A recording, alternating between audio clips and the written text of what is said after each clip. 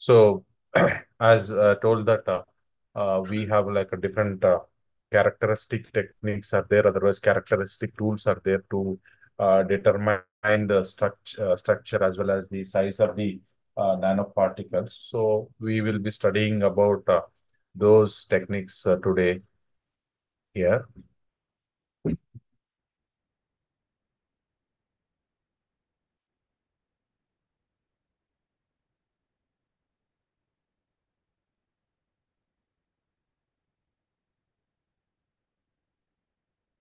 Right. So, as we know that as as we know that to study the characterization of these nanomaterials, so that is nothing but the characterization of a small structure or small sized materials in the nanometric scale, usually calls sophisticated characterization tools we are going to be called. Means the tools whichever we are using in order to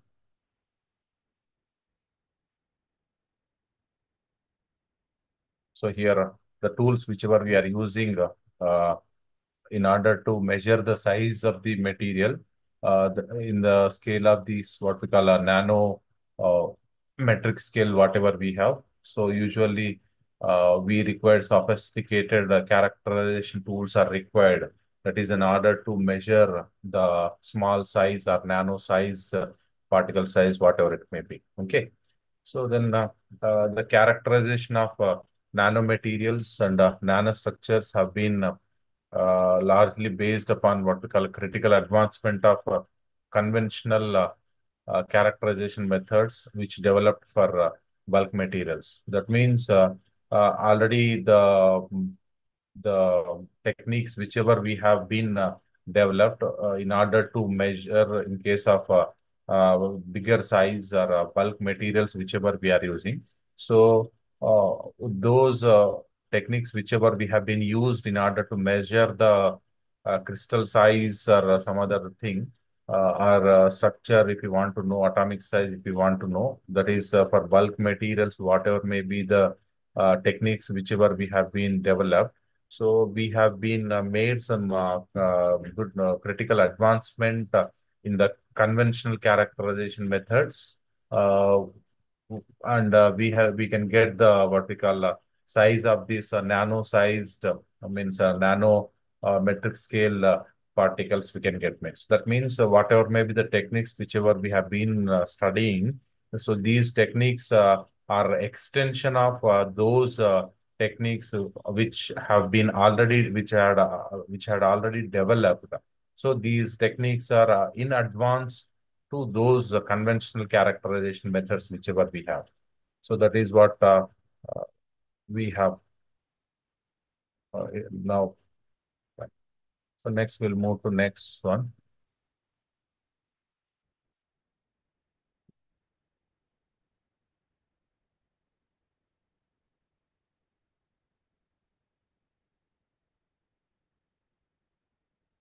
So as we know that, for example, if you take like what we call X-ray diffraction, so X-ray diffraction method, whichever we have, so that X-ray diffraction method is utilized in order to determine the crystalline character or a crystalline size or crystalline structure, as well as the lattice constants for bulk materials. And these XRD is also utilized in order to know the crystalline character, crystalline size, crystalline structure, and as well as the lattice constants of the nanoparticles from a nanowires and thin films we can be known. So basically, means we should know the structure of any atom or any material we should know. Otherwise, we can say that to understand the what we call a nanomaterial, we must first learn about its structure. We should know.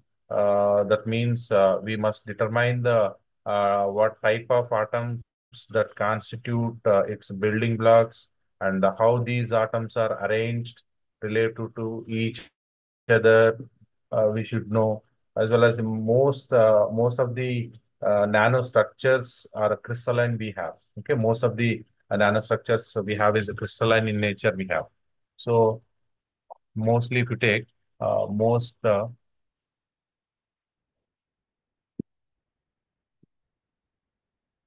so most of the nanostructures if you take most of these nanostructures. So these nanostructures are crystalline in nature we have. Okay, they are having the crystalline in nature they are having. So that means that there are thousands of atoms have a regular crystalline in nature means they have thousands of atoms have a regular arrangement in space on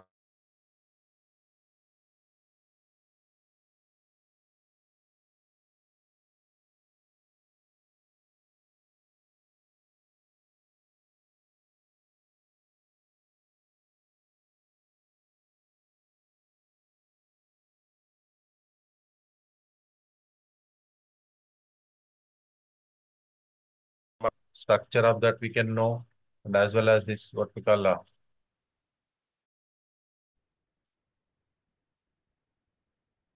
so we can know lattice constants of nanoparticles. We can know lattice constant, whatever we have that lattice constants of the nanoparticles we know, as well as these for nanowires and as well as the thin films we can know. So with the help of that XRD, we can get all these we can get.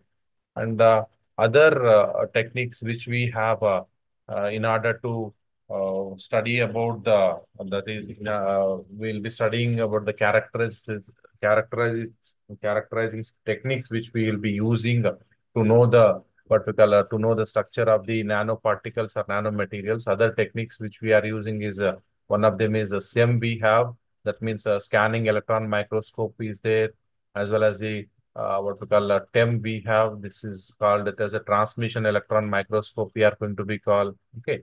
So with electron diffraction, we will be calling here. Okay. And this SEM and TEM both by using this SEM as well as the TEM together with electron diffraction, we can be used for the characterization of what we call nanoparticles to get the what we call the size of that.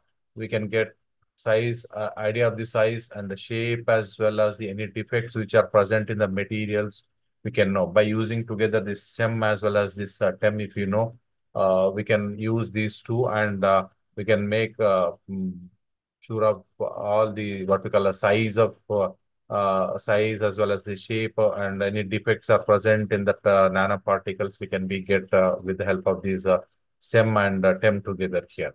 Okay. So next one.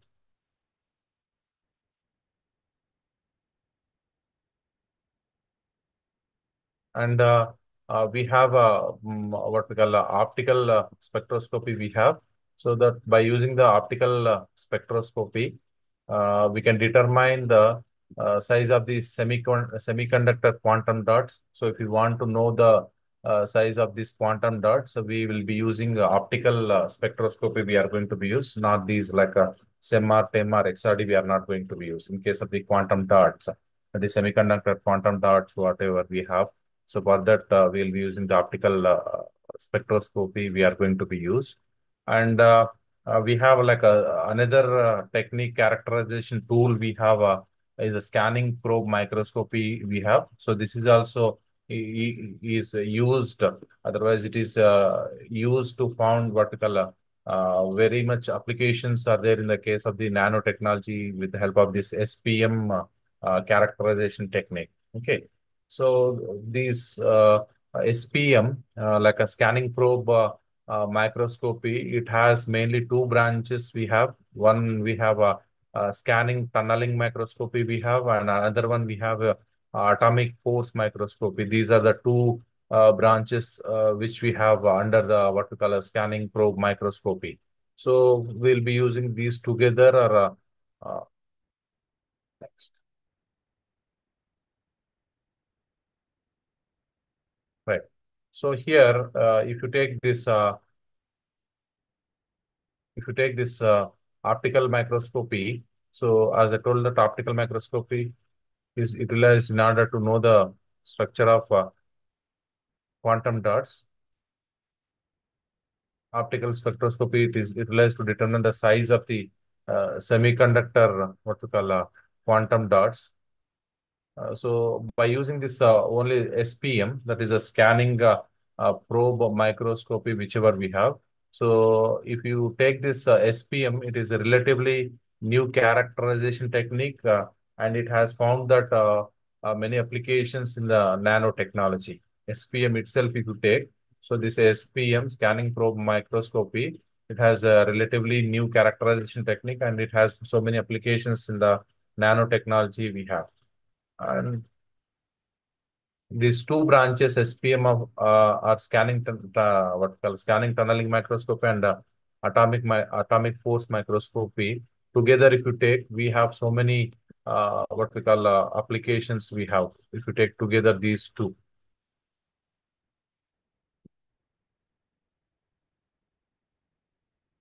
right? So next, as I told that both this STM and AFM, that is a scanning tunneling microscopy and atomic force microscopy, whichever we have. So by using these, we can be know the surfacing, surface imaging techniques we can call.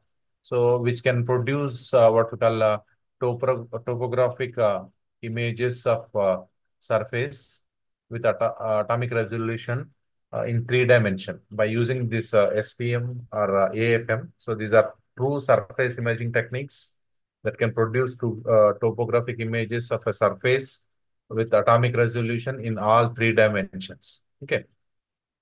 So if you take almost all solid surfaces, either hard or smooth surfaces, whatever we have, so are electrically conductive or not, these can be studied with the help of this what we call scanning tunneling microscopy and atomic force microscopy. So surfaces can be studied in gaseous medium such as air or vacuum or in liquid by using this STM as well as this AFM. Both we can use for gas medium as well as for air medium also we can use. So first we'll see about what we call this XRD. So then we'll move to another one. So first, if you take this XRD technique. So this XRD technique is very much used or extensively it is used to study the crystal structure of the solids, to study the crystal structure of the solid. Otherwise, we can say that to determine the structure of a crystal and thereby make sure of the position of the atoms in lattice, a collimated beam of X-rays electrons or neutrons is directed at the crystal. Okay. What we call a collimated beam of a collimated beam. So this collimated beam of X-rays as well as the electrons or neutrons is directed at the crystal. These are directed at the crystal, and the angles at which the beam is diffracted are measured by using this. Okay. So the method in terms of X-rays, much of what we say carries over to the other two radiation sources. The wavelength lambda and the wavelength lambda of the X-rays, which is expressed in what we call in nanometers, which is related with X-ray energy actually. So, which is related by X-ray energy as in the form of lambda is equals to 1.240 by E nanometers we have.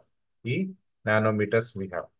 So the beam of ordinarily the beam is fixed in the direction and a crystal is rotated through a broad range of angles to record the X-ray spectrum. Okay. So which is also called it as a what we call X-ray diffractometer we are going to be called recording or X-ray diffraction scan also we can call here. So as we know that each detected X-ray signal corresponds to a coherent reflection called it as a Bragg's refraction, which is called it as a Bragg's refraction or Bragg's law we are going to be called. So by using this Bragg's law, which is n lambda is equals to 2d sin theta, actually it should be n lambda is equals to n lambda is equals to 2d sin theta. So here D is nothing but it is interplanar distance we can call. Otherwise, D is the spacing between the planes we have. And the lambda is nothing but the wavelength of this X-rays we have. And theta is the angle that the X-ray beam makes with respect to the plane we have. Okay. So lambda is the wavelength of X-rays, and here n is nothing but n can take values of 1, 2, 3, and so on, an integer. So usually the value of n here we have n is equals to 1 only we have. Okay. So by using this Bragg's what we call X-ray diffraction,